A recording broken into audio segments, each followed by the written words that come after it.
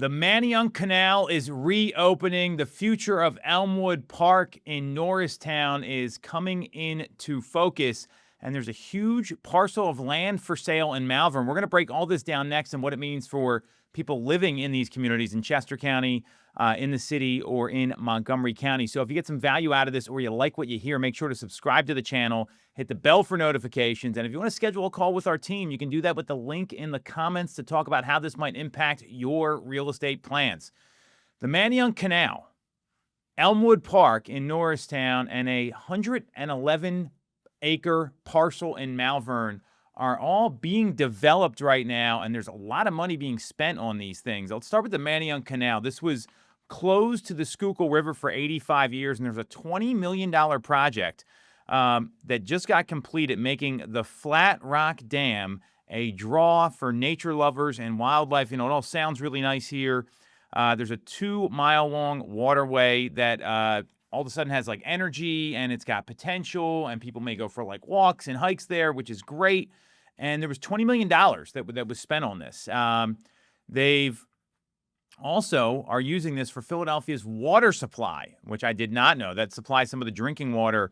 And the Philadelphia Water Department already observed direct water quality improvements, according to a PWD spokesperson. With the reintroduction of flow to the canal, there's been increased dissolved oxygen concentrations that meet water quality goals for fish and aquatic organisms to thrive. This all sounds great. I didn't even know this was closed. And I think that's the thing that makes me a little nervous about this, is you see $20 million getting spent here to make this more scenic and more inviting. But we've got public transportation in the city of Philadelphia that's being cut left and right. And an emergency court order had to be issued the beginning of this week to make sure that buses could still run. We've got an Eagles home opener coming up with the Philadelphia Eagles saying, hey, if you don't have a ticket, don't come to the game and don't come tailgate, which is very unusual for our city here. So I'd love to know where this money's coming from.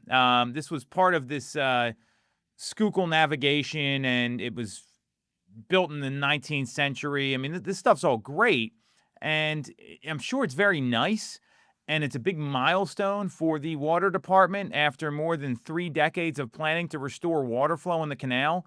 It was a 3-year period. It was a loan provided from Penvest, which is a state fund that supports water infrastructure improvements. That's all great, but we need this money for more practical things like the SEPTA rail, the SEPTA bus lines. I mean, they're talking about cutting regional rail. So I don't get this here. I like the idea of making it nicer and more scenic. I don't know if this is what's best for the city, and I'm concerned for the city if these cuts move ahead.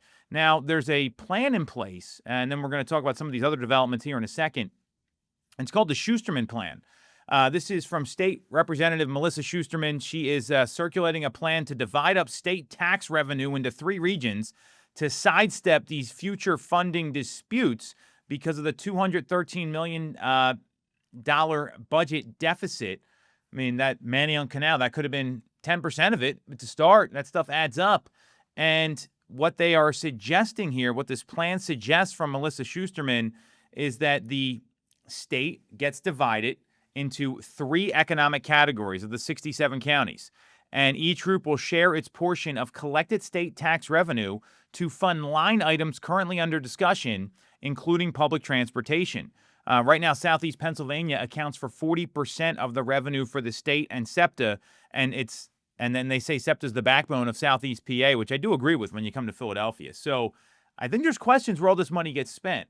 Now, outside the city, we've got Elmwood Park. They have a $40 million plan. I mean, this is just, there's millions of dollars flying around here. This $40 million plan is going to help Elmwood Park undergo a dramatic transformation. So if you don't know where Elmwood Park is, it's on the north side of Norristown. It's $40.6 million to be exact. And this has been in development since the fall of last year. And they're going to create safer intersections, access, bike lanes, raised crosswalks. I mean, and there's also a 2-phase community center at the Roosevelt Field featuring a pool, a gym, and multi-purpose spaces.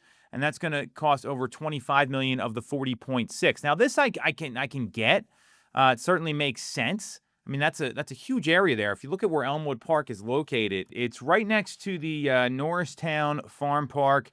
It's just west of 202, right by the Elmwood Park Zoo. So this could be a great thing for the community there. I think that makes a lot of sense to have these community pools and those different things. I know the public pools that are around go a long way for a lot of these townships and communities. I like this. I don't know if they need all these renovations. And again, you've got the Norristown high speed line, the Norristown rail line. Well, that's another part of SEPTA that might be cut. So there's more money here that maybe could have gone towards SEPTA to keep public transportation flowing. So we've got another question here about this and what's going to happen to these areas when you can't get into the city so easily, or you got to drive there and it takes all this time. That's really the problem with this. The last piece of development that we've got here is the Malvern Office Park. It's a 111-acre office park off Valley Stream, and it's for sale. There's 4 buildings that total 759,901 square feet, and it's being marketed for mixed-use redevelopment. However, the current complex, and this is where it gets a little dicey, is only zoned for office. So you'd have to go in and get a variance approved. This is located in East Whiteland Township. It's right by the Great Valley Corporate Center. And if you look at where 29 and 202 kind of intersect, it's north of where Target and Wegmans is. So if you're heading north on 29, it's going to be on your right-hand side there, right by the interchange from 202. And now Valley Creek runs through the property, so it limits how much of the site can be developed. On the south side, there are other office buildings. It's, again, between 202, I-76, very close to 29 and 30. And you look at this, I mean, it would make sense for some redevelopment. It would make sense for some affordable housing and maybe some commercial space like we've seen in other places. Very similar to the 75-acre Exton Square Mall project that sold in March for $34.25 million, and they're working on developing that. So this is another piece of land that could really go towards affordable housing, and the hope would be that that's what East Whiteland's going to approve here, because we've got bigger issues here. We've got affordable housing problems, and we've got public transportation issues right now in the greater Philadelphia area. This has a chance to help one of those big issues. These other projects, what are our local governments doing here? Why are they spending this kind of money on these things when we can't fund regional rail, buses, SEPTA, which is the backbone of how people get around for jobs and doctor's appointments and even school?